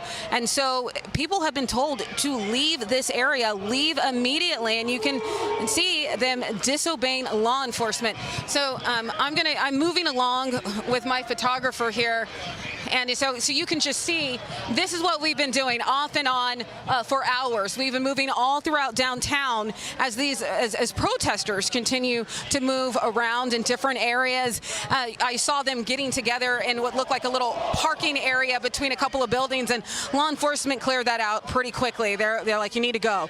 And of course, they don't want people to get together and communicate and possibly cause mayhem, especially with this being such a volatile and unpredictable situation. So that is what we're seeing here. And again, you have so many people here, the protesters, who are they're calling for ICE to be abolished. They're calling for the immigration raids to stop. That is what they want. But that messaging, You guys remember defund the police? Now abolish ICE? What is going on here, guys? What is happening here? This is a pattern. This right here is a pattern. Defund the police, now abolish ICE for just doing their jobs. Of course, there are going to be bad actors in any industry, okay? Whatever industry you are in, there are bad actors. But when you say defund the entire police, when you say abolish the entire ICE, what are you trying to say? don't hear it amid all of this violence here. So I'm standing here. You can see the police here.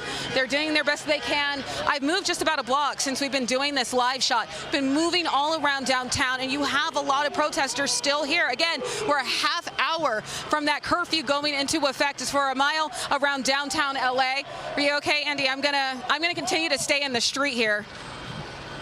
You guys watch for me so I don't hit anything. So let's stop here. Let's stop here. So, Andy, if you can pan back behind me, look at this line of police vehicles. You see that reinforcement here. They have been, some of these officers, they've been on horseback. They're in their patrol cars. They're in patrol units.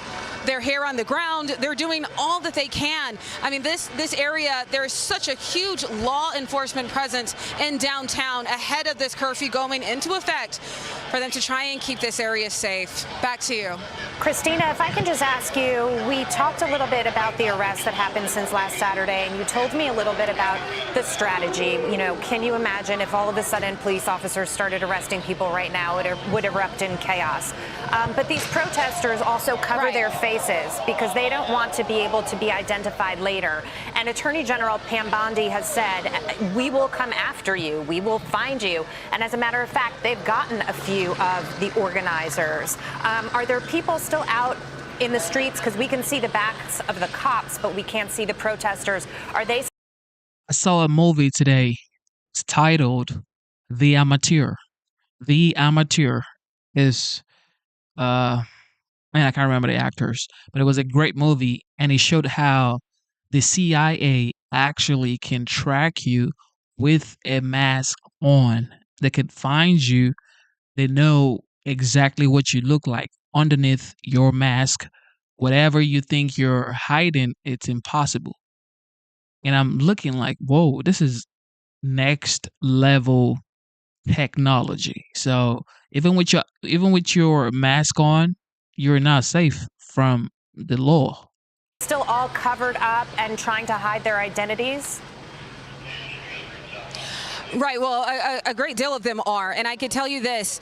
What Pam Bondi was saying and what the sheriff reiterated yesterday is when people are breaking the law, when they're committing these acts of violence, they might not be arrested immediately, but they said that arrest will likely come because even if they try to cover their face out here, there are so many surveillance cameras. There are people recording things on social media. I mean, law enforcement investigators, they're going to comb through all this evidence and they're going to find people who are causing destruction down here. Right now, LAPD Central Division, they just put on X a message. They said to our downtown LA businesses and residents, please report any criminal activity to LAPD Central Division. Any damage or vandalism should be safely documented. So they're calling on the local business partners out here. They're calling on people who have access to surveillance cameras to turn all that evidence in because they're going to comb through it and they're going to look for the people who have been lobbing, concrete and boulders, rocks, commercial grade fireworks at law enforcement. They say those perpetrators will be arrested and prosecuted and face the fullest extent of the law. And back to you. That'll be very interesting, Christina, to see how that plays out. I specifically was looking at that tweet from the LAPD Central Division, and we're now 25 minutes from that curfew kicking in. And with the protesters on the march, we don't know for sure what will happen, but it is likely that things will escalate. And the businesses, the impact on downtown LA businesses has been pretty significant, it seems, from vandalism all the way to, in some cases, looting. That's right. I stopped by a gas station this week and just to fill up, and I'm not sure if the guy was the owner, but he told me that he had a relative who had a business down here and that his business was just torn up and how devastated he was and how he thought the estimate was about $50,000 in damages. I mean, this has just been such a tough year for LA. You've got the fires and now you've got this, and it's just so unclear when all of this will come to an end. We've seen some of those peaceful protests throughout the weekend. I know we were all hoping for it today. You had that massive, what the organizers called No King's Day protest here in downtown LA. Thousands and thousands of people showed up, and for hours, it was relatively calm. It was relatively peaceful. And we're walking away, and then all of a sudden, we're getting these alerts that a dispersal order had been issued. And I'm like, what happened? What's going on? And it's because of this violence. We didn't have to go far to see people lobbing things at law enforcement, throwing bottles at law enforcement, and now you have them shifting downtown. And if you pan straight ahead of you, you could see even more law enforcement there. So they're blocking off different points, different intersections, to try and control the crowd, try and keep people moving along. And then every now and then you'll just see people break out running, lots of protesters. Now, right now in this intersection, there was a huge crowd, but as you could see, it's gone. And this is a testament to law enforcement and how they are operating. They have a method here where they are moving slowly, they're moving the crowd along, and they're dispersing them, and that's what they want. Okay, so we just saw somebody just threw glass at law enforcement, and we're hearing some flashbangs. So you can see that. Andy, are you able to zoom in? Okay, so you can hear that going off right there. You can see them, if we can zoom in right there, you can see them firing off, trying to protect themselves. I just heard glass shatter, so somebody probably threw something else at these officers who are just doing their best to protect and serve. Really shameful that they're having to go through this. And like I reiterated earlier, Robert Luna, the sheriff, he said, things have been peaceful, but his deputies, they're still facing dangerous situations, and they are. I mean, just take a look at this. Back to you. Well, please be safe, because you're right in the middle of it, and thank you for taking the risks you're doing to bring us these pictures. Question is, how do they choose where they're going to protest? Is this just sort of a random spot that they've chosen? Was there some immigration raids that were taking place around here? And are you hearing that the immigration enforcement is continuing? Are these protests having their intended effect of stopping immigration enforcement? So the immigration raids are absolutely continuing. The Trump administration made it clear that they're going to continue to enforce immigration law. But as for these protests, it's not clear how long these are going to go on. I can tell you for these No King's Day protests, there were all kinds of announcements. Law enforcement said they were aware of at least 40 of those events going on in LA County alone, and some 200 statewide. So a lot of those protests, of those protests. So, and again, a very fluid situation. That march, that No King's Day parade, that's over. But you can see it's still a handful of protesters here, at least in this intersection. I'm not sure where they are located throughout the rest of downtown. We're just continuing to stay a safe distance, following police, and adhering to their guidance as we continue to monitor this very fluid situation. Christina, it's Miranda again. What sort of weapons or soft weapons, I guess, the police deploying? You said flashbangs. Are they shooting rubber bullets? Have they used tear gas yet? There were No King protests here, for sure, in Atlanta, in Cobb County.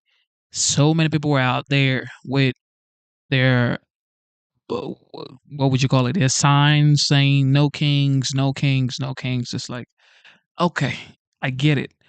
But like they said, these things are contagious. Even if you don't want to go out, your friends say, you know what, let's go out. We got to go out. It's like, oh yeah, really, let's go.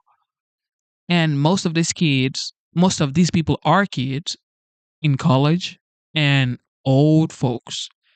And mostly people who, of course, are being mobilized by organizations. And that's just the facts. These people have organizations that are saying, they probably have group chats, emails saying, all right, this is where we're going to meet. This is what we're going to wear. This is what we're going to write on our signs. Okay. But what are you guys trying to achieve, though, with this protest? That's what I'm asking. What are y'all trying to achieve with this protest? Are you saying Trump should resign? Or are you saying ICE should not deport illegal immigrants? Or are you saying you don't want borders? Or are you saying that the angel moms who have lost their kids to illegal criminals, migrants, are you saying those angel moms' tears and loss do not matter? What are y'all saying exactly with this No King protest?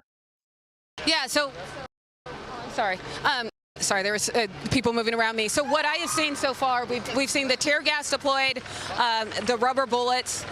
that is what we have seen, and we've heard those flashbang grenades. So that is what we have witnessed from our vantage point, and it was very effective in moving the crowd along. Like I said, it sounded like somebody was revving up a motorcycle, some kind of engine right there in the middle of the crowd. You couldn't see it, but it was intimidating for me to listen to. And those officers, they're facing that huge crowd, and they don't know what's coming for them. So they deployed the tear gas in that moment, and it was very effective in moving that crowd back.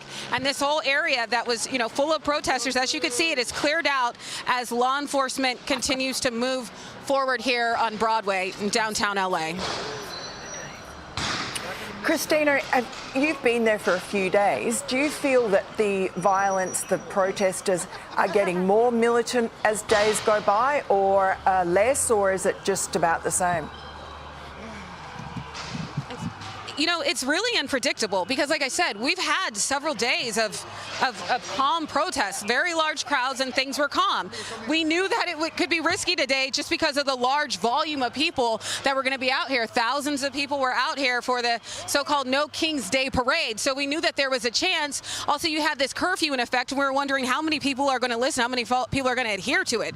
And certainly, it appears that people are not, a great deal of them. And so we're in this situation. But today, we just knew that thousands of people were going to come out, unlike some of the previous days, some of the previous protests we've seen this week, where things were certainly calmer than what we had last Sunday. So it's very hard to tell at this point, but certainly tonight, a very volatile and dangerous situation. Yeah, indeed. And Christina, have you seen LA Mayor Karen Bass out there where you are? I ask you that because we're now under 20 minutes to the curfew that she set will take effect. And the most recent tweet on her feed right now is from 6 hours ago of an aerial shot of a crowd. She says LA is strong. This is what peaceful protest looks like. We refuse the chaos, she says. And yet I'm just struck that she's not there. Does she know this is happening? I'm sure she is aware of it. I mean, in addition to me and a number of other reporters, law enforcement themselves, they've issued this dispersal order. They've issued warnings. They've detailed what's happening. So I'm sure she is very aware of it. I have not heard her say anything about it. I'm not aware of her commenting on this as of yet tonight. I have not seen her out here, but certainly I'm sure she's aware of this ongoing chaos. She's been calling for people to be peaceful and stick to the message, but clearly some of her constituents, they're not listening because we have yet another night of violence. Christina, and officers doing the best they can to stop it. Yeah. Do you know if the protesters even know what their message is anymore? Because we see this happen, for example, with the anti-Semitic protests in New York City. You would talk to some of these protesters. They really didn't understand 100% why they were there. They were rallied to come there in some way. But it was fascinating that some of the messaging that you talk about gets lost on the folks who were actually on the ground. Well, it certainly does. And I don't understand how people think that this is going to be effective, that hurling dangerous objects at police, throwing fireworks, vandalizing buildings, writing vulgar slogans all over property, how that is going to help anyone's messaging. It certainly does. And if anything, it takes away from it. And the mayor, I feel like she tried to reiterate that to people, and they're just not listening. So if, during these protests earlier today, they're calling for ICE to be abolished. They say they want the raids to end. But either way, I mean, no matter what they're saying, at the end of the day, this is what you see. You see the violence. You see police responding. You see the tear gas, you see the flashbangs. I mean, this is what this night has turned into, and so that messaging, it's lost in all of this chaos. Christina Coleman. Of course, it is lost, but this is what people don't want to say. They're saying Trump is living like a king, but this guy doesn't even get paid. He doesn't take his salary as a president. He doesn't. Nobody's even talking about it. He doesn't even talk about it. He doesn't even talk about the fact that he isn't getting paid to do the job that he has right now. But everybody's out there saying he's living like a king. He's a king. Oh, okay. I get you. Anyway, No Kings protest in New York. It's getting wild.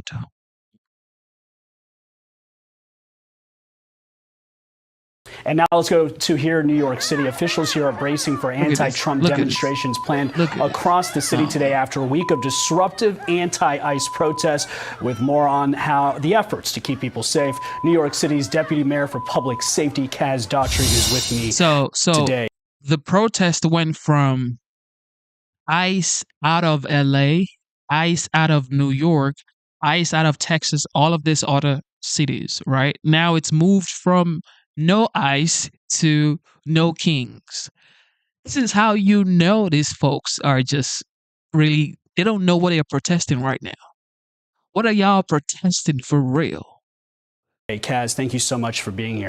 Yeah, thanks for having me. What do we expect today in terms of the size and scope of this No Kings protest in New York? So far we have identified 18 different protests that's supposed to take place throughout the city today. That's right, 18. Yeah, it's a lot. However, the mayor made it very clear on our call this morning. He made it very clear to the NYPD that when you come into New York City and his administration will protect the fundamental right to protest. You can come here protest, but you got to do it peacefully. Yeah. Once protests start to go left, NYPD will move in and restore order.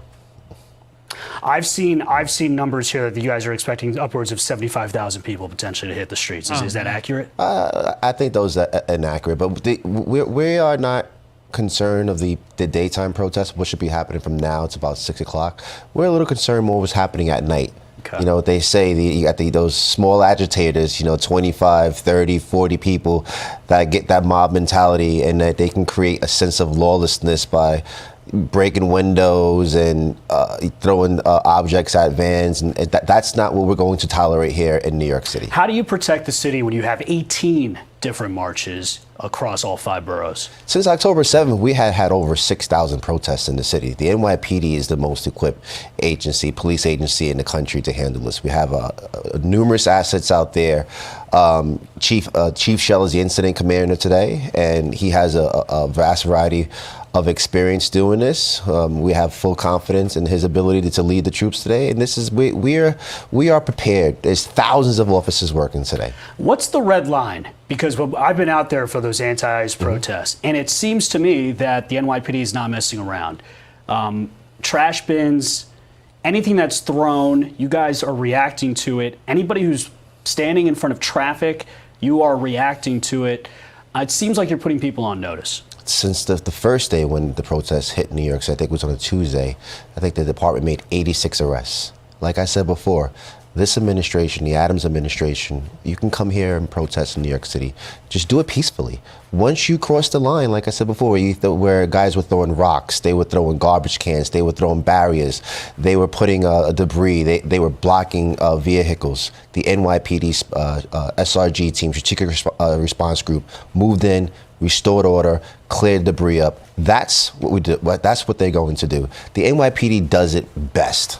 What can you tell us about the groups that are potentially trying to bring violence today?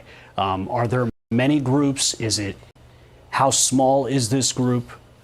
I don't want to go into details about the groups. We have a really, really good intelligence commissioner, Rebecca Weiner. Her and her analysts and her team are constantly monitoring these groups, and I will leave it that we kind of have a sense of idea what they want to do here in New York City, and I can promise you that's not going to happen. I believe New York has talked with the president, and I think the message has been that New York does not need federal help. Is that true? Do you believe that the NYPD can handle this? The NYPD, we have a multitude of different public safety agencies here in New York City. We are perfectly capable of policing our protests here in this city.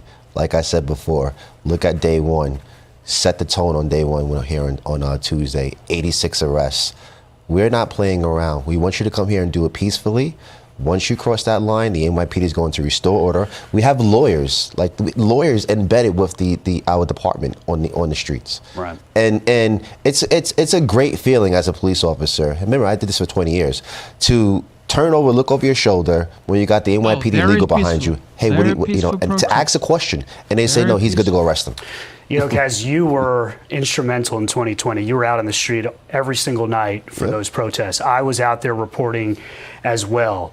How can you compare what we're seeing now to 2020? In other words, are you starting to see the same pattern? Is it beginning to look like we could have a summer like 2020? Absolutely not.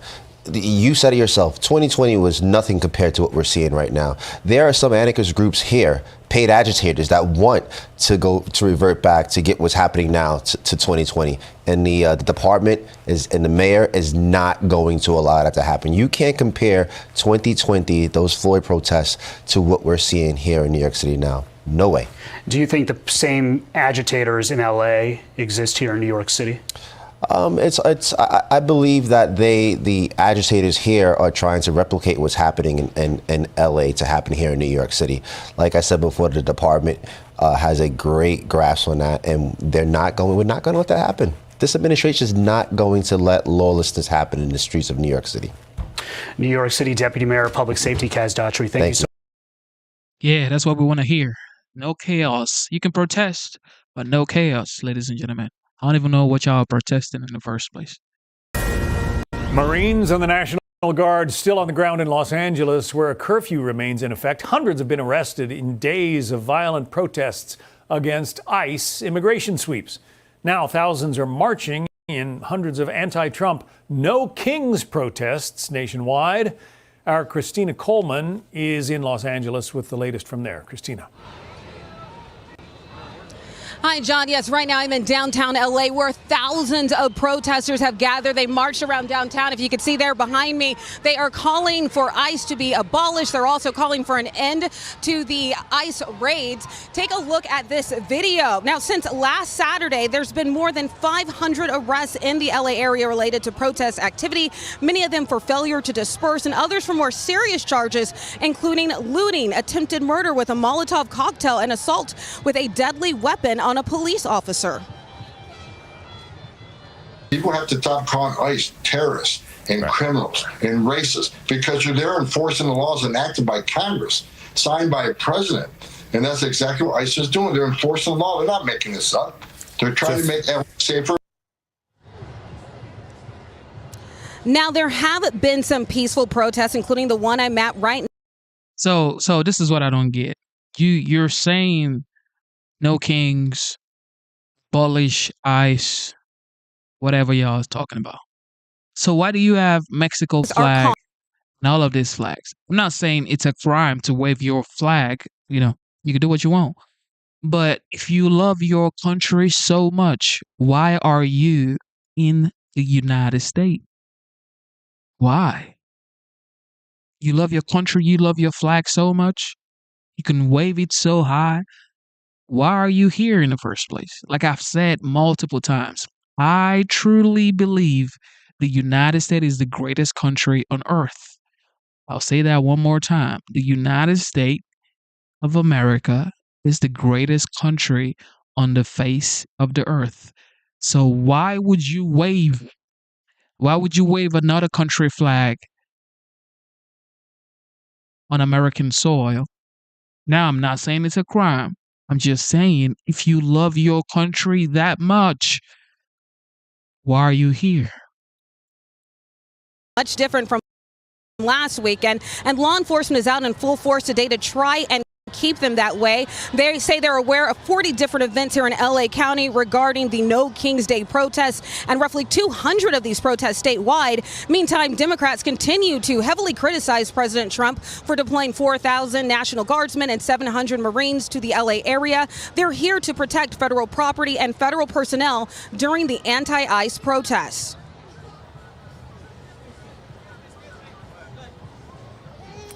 Christina Coleman is. Look at that. Look at that. You love your country so much, you should abolish ICE. ICE is only doing their job. They're only doing their job. They're only doing their job. And most of these people are here now saying abolish ICE. What do you think Laken Riley's parents, mom, watching this right now is thinking about? Because an illegal immigrant actually ended her daughter's life. What do you think she's thinking right now? Now, I'm not saying every migrant in the United States is a criminal. That's not what I'm saying.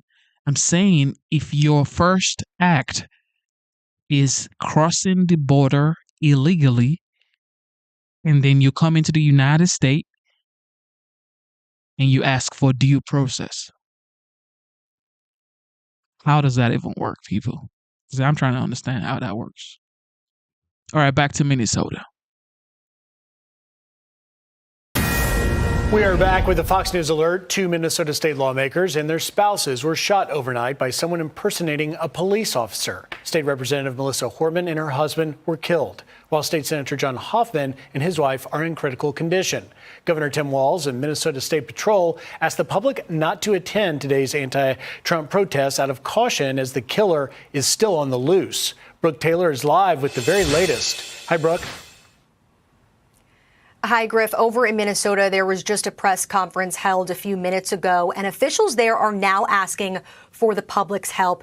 They have officially identified this suspect as 57-year-old Vance Bolter, and they say they need help finding him as there's this massive manhunt underway right now, considered armed and dangerous. And you're looking at, this is our first time that we're getting to see what he looks like. Police officially releasing these photos of him. You could see he's wearing a cowboy hat here. This was taken this morning. Police say that he was last seen leaving a business. Look at this guy. Look at the guy that the entire police force, FBI, is currently looking for right here. These people, I don't think, in my opinions, these guys are cowards, because you cannot literally debate your point that you have to resort to violence. Why would you have to resort to violence? Like I always say, I don't care if you're liberal or you're conservative. The number one issue here is you are an American. You have to act like one. This is un-American right here. This right here is un-American, because we stand for peace, law, and order. You cannot be doing this BS and saying you're fighting for whatever party you are with or whatever ideology you have. This is America. You have to act with sense, okay? This right here is just lack of common sense and, just stupidity. Now, around 2 a.m., police responded to the home of Democratic Senator John Hoffman. He and his wife were found shot, but officials say they're going to be okay. But then police went to check on Democratic State Representative Melissa Hortman, who lives nearby. So this was just as a precaution. Police say she and her husband were found shot and killed by the same shooter. When officers arrived there, they noticed a police car in the driveway. There were lights and emergency lights on there. When they saw a man coming out of the home dressed in a fake police uniform, he even had a fake badge on.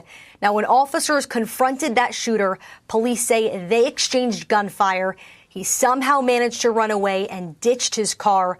Police say they found a manifesto inside the car with the names of other politicians. Listen to some of that press conference. We believe he's was still in at this time. He was in the Twin Cities area, and that we are continuing to work and follow up on that. We believe he's working to potentially flee the area, and so that's why we're sharing that with that information now, so that we can safely apprehend him. And here's what we know about the suspect right now. Bolter works as the director for a security company. His bio on that website says he's been trained by private security firms and people in the military. He was appointed by Governor Mark Dayton in 2016, then by Governor Walz in 2019 to the Bipartisan Workforce Development Board. His term expired in 2023. Officials say right now there are hundreds of law enforcement on the ground searching for him. The FBI is also there. As far as a motive, Griff, officials say it is just too early for them to want to talk about that. Just a heinous act. Brooke Taylor, we'll check back in with you if news develops. Brooke, thank you. Ladies and gentlemen, please, please, please be kind. Be nice in the chat. All right? Be nice in the chat. Don't forget, as much as you don't support Trump, as much as you don't like Joe Biden, as much as you don't like Kamala Harris or whatever, just remember, you are American, okay? People died for this land right here. So the least we can do is just love each other and promote peace, okay? Can we try that? Can we try that for a second, please? All right, here we go. Former LA County Sheriff Alex Villanueva joins me now. Alex, thanks for being here. This is going to be the largest single day of protests in President Trump's second term. How have local law enforcement, how have they prepared around the nation? Well, ideally, every single one of these protest marches has a permit through their cities, their county, whatever their municipality looks like. And with the permits, then traffic is controlled. We have the highway patrol that's available, and they have been mustered at full strength, LAPD at full strength, Sheriff's Department full strength. But this is full strength. It is in a staffing crisis, so that is not very big.